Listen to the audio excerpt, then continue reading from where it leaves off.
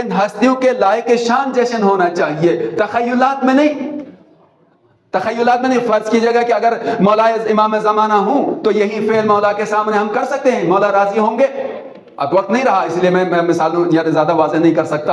اگر آپ سمجھ رہے ہیں کہ میرا مولا اس چیز کو پسند نہیں کرے گا تو پھر اسی صورت میں امام ہماری نظروں سے ہماری نظریں دیکھ نہیں سکتی ہیں، لیکن امام تو دیکھ رہے ہیں، امام زمانہ دیکھ رہے ہیں۔ لہٰذا ایسا کام جو شان امام کے، سیرت امام کے، عظمت امام کے، جو جس امام کے حوالے سے جشن منا رہے ہیں اس کے برخلاف ہے، اس کے منافی ہے، تو اس کو ترک کرنا چاہیے۔ شعبان المعظم ہے، یہ بابرکت مہینہ ہے، اور اس مہینے کی عظمت کے لیے یہی کافی ہے کہ رسول خدا صلی اللہ علیہ وآلہ وسلم نے اپنا مہینہ قرار دیا ہے، فرمایا کہ شعبان میرا مہینہ ہے۔ اور رسول اللہ کے مہینے میں خود رسول اللہ اپنے مہینے میں کیا کرتے تھے؟ اگر رسول خدا صلی اللہ علیہ وسلم فرماتے ہیں شعبان میرا مہینہ ہے تو کیا طریقہ تھا، کیا انداز تھا؟ اس مہینے میں رسول خدا صلی اللہ علیہ وسلم کا مطالعے کی ضرورت ہے، سمجھنے کی ضرورت ہے، اور عمل کرنے کی ضرورت ہے، اس لیے کہ ہمارے لیے سب سے بہترین اسوہ حسنہ رسول خدا صلی اللہ علیہ وسلم کی ذات بابرکت ہے۔ جو آپ نے کیا اسے انجام دینا ہے، اور جس چیز سے نہیں فرمائی اس سے رک جانا ہے۔ ید ابو فی صیامہ و قیامہ فی لیالیہ و ایامہ، اسی مہینے کے اعمال بہت سارے ہیں، اور جس چیز کے بارے میں تاکید کی گئی ہے اس مہینے میں روزہ رکھنے کے بارے میں ہے۔ بہت جلدی میں عرض کر رہا ہوں، روزہ رکھنے کی بڑی تاکید کی گئی، حتیٰ ایک روزہ بھی انسان کے لیے جنت کا سبب بن جاتا ہے، روایت کی روح سے عرض کر رہا ہوں۔ اور رسول خدا امام صادق علیہ السلام نے صفوان ابن جمال کو حکم دیا کہ آپ اپنے اطراف میں جو رہنے والے ہیں، ارد گرد جو رہنے والے ہیں، ان کو روزہ رکھنے کا، ماہ شعبان میں روزہ رکھنے کا حکم دو۔ صفوان ابن جمال عرض کرتا ہے مولا کیا اس روزے کے حوالے سے کوئی فضیلت ہے؟ تو امام صادق علیہ السلام فرماتے ہیں کہ ہاں، رسول خدا صلی اللہ علیہ وآلہ وسلم کو جب ماہ شعبان کا چاند نظر آتا تھا تو ایک منادی مدینے میں مقرر فرماتے تھے جو ندا دیتا تھا، اور وہ ندا یہ دیتا تھا لوگوں میں تمہاری جانب، رسول اللہ کی جانب سے یہ جملہ ہے، میں تمہاری جانب مبعوث ہوا ہوں جو اس مہینے میں تم اس مہینے میں روزہ رکھ کر میں خدا تم پر رحمت کرے، رسول اللہ کی دعا ہے، خدا تم پر رحمت کرے، اس مہینے میں روزے کے ذریعے میری نصرت کرو، میری مدد کرو۔ یعنی جو آدمی اس مہینے میں روزہ رکھتا ہے، رسول اللہ کے روزے کے ساتھ ساتھ جو روزہ رکھ رہا ہے تو رسول اللہ کی نصرت ہوتی ہے۔ تو رسول کی نصرت تو یہی ہے نا کہ دین کی پابندی ہو، دین پر عمل ہو، تو جو دین پر عمل کرتا ہے وہ رسول کا ناصر ہے، اور جو دین کی تعلیمات کو ٹھکراتا ہے، رون ڈالتا ہے، پرواہ نہیں کرتا، وہ رسول کا ناصر نہیں ہے، چاہے زبان سے جتنا بھی بولے۔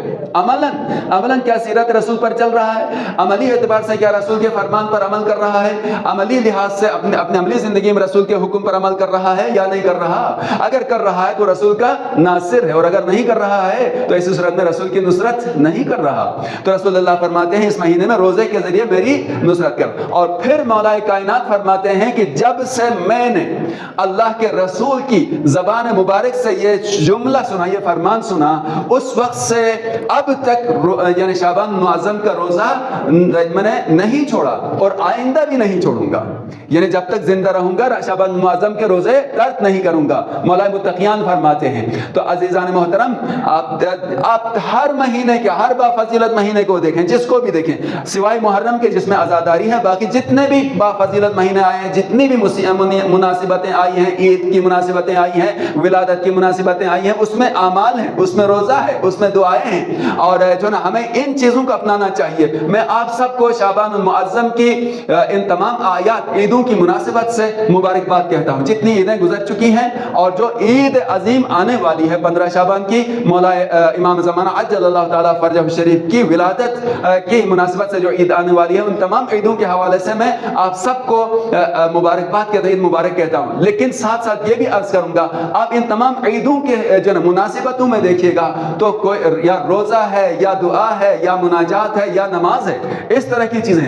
ہم اگر جو نا ان چیزوں پر، ان اعمال پر، ان دعاؤں پر عمل کر رہے ہیں تو واقعاً اس دن کی عید سے، اس دن کی مسرت سے بہرمند ہو رہے ہیں. لیکن اگر اس سے ہمارا کوئی واسطہ نہیں ہے تو پھر ایسی صورت میں اصل برکات سے، اصل فیوزات سے ہم محروم رہ رہے ہیں. اسی ماہ شعبان المعظم میں ایک صلوات ہے جو زوال سے کے قریب پڑھی جاتی ہے. انشاءاللہ کہ جو پڑھنے والے ہیں خدا ان کی توفیقات میں اضافہ فرمائے، اور جو متوجہ نہیں ہیں ہم جیسے متوجہ ہوں. اور دوسری ایک جو اس میں ہے کہ دعا مناجات شعبانیہ.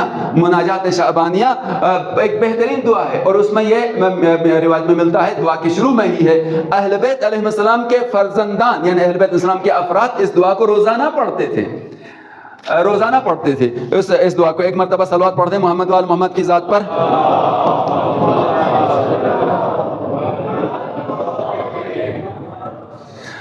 صلوات کے بعد اس دعا کا جملہ اللہم صلی علی محمد و آل محمد واسمع دعائی اذا دعوتک، یہیں سے شروع ہوتا ہے. پالنے والے جب میں تجھے پکاروں تو میری دعا کو سن لے. واسمع ندائی اذا نادیتک، اور میری ندا کو تو سن یعنی قبول فرما جب میں تجھے ندا دوں. وَأَقْبَلْ عَلَيَّ اِذَا نَاجَيْتُكْ، میں تیرے ساتھ مناجات کروں تو پروردگارا میری مناجات کو قبول فرما، میری مناجات کو تو سن لے. یہیں سے یہ دعا شروع ہوتی ہے. وقت میرے پاس کم رہ رہا اس لیے میں اس کو مختصر کرتا ہوں. عزیزان محترم، ایک جملہ میں یہ عرض کروں گا کہ جتنی فضیلت اس شعبان المعظم کی آیات کے حوالے سے، روزہ ہے اور یہ دعائیں ہیں جو بتا دیا، اور ساتھ میں جو جشن ہم مناتے ہیں، جشن جب ہم مناتے ہیں تو اس جشن میں اہل بیت علیہ السلام کی سیرت، وہ روح جو ہے سیرت کی جو روح ہے اس کے مطابق ہونا چاہیے. وہ ہستی جو منصب شہود پر تشریف لا رہی ہیں. آپ زینب سلام اللہ کی مناسبت ہے، امام حسین علیہ السلام کی ہے، امام زین العابدین علیہ السلام کی حضرت عباس کی ہے، اور اسی طرح سے حضرت علی اکبر ہیں، اور پھر امام زمانہ ہیں. ان ہستیوں کے لائق شان جشن ہونا چاہیے، تخیلات میں نہیں. تخیلات میں نہیں. فرض کیجئے گا کہ اگر مولا امام زمانہ ہوں تو یہی فعل مولا کے سامنے ہم کر سکتے ہیں، مولا راضی ہوں گے. اب وقت نہیں رہا اس لیے میں مثالوں یعنی زیادہ واضح نہیں کر سکتا. اگر آپ سمجھ رہے ہیں کہ میرا مولا اس چیز کو پسند نہیں کرے گا تو پھر اسی صورت میں امام ہماری نظروں سے ہماری نظریں دیکھ نہیں سکتی ہیں، لیکن امام تو دیکھ رہے ہیں، امام زمانہ دیکھ رہے ہیں. لہٰذا ایسا کام جو شان امام کے، سیرت امام کے، عظمت امام کے، جو جس امام کے حوالے سے جشن منا رہے ہیں اس کے برخلاف ہے، اس کے منافی ہے، تو اس کو ترک کرنا چاہیے. اور یہاں پہ جملہ عرض کروں گا کہ یعنی خدا کی آیت ہو، امام کی جو نا حدیث ہو اس جشن میں تو وہ جشن مطابق ہے. لیکن اگر پوری رات جاگے رہیں، صرف شعر و شاعری میں رہیں، تو میرے خیال سے آپ نے وہ بھرپور استفادہ نہیں حاصل کیا. آپ نے بھرپور اس جشن سے استفادہ حاصل نہیں کیا. اس رات میں دعائیں تھی، اس رات میں عبادت تھی، اس رات میں نماز تھی، اس کی کوئی خبر نہیں. فقط جو نا شعر و شاعری، چونکہ شعر و شاعری تخیل ہے بھائی، اور کہاں سے ضمانت ہے کہ یہ شعر و شاعری جو کر رہا ہے حدیث کا جو نا مفہوم ہوگا، اپنا تخیل پیش کر رہا ہے، اسی سے محظوظ ہوتے رہے تو ہم نے اس حق کے جشن کا حق بھی ادا نہیں کر لیا.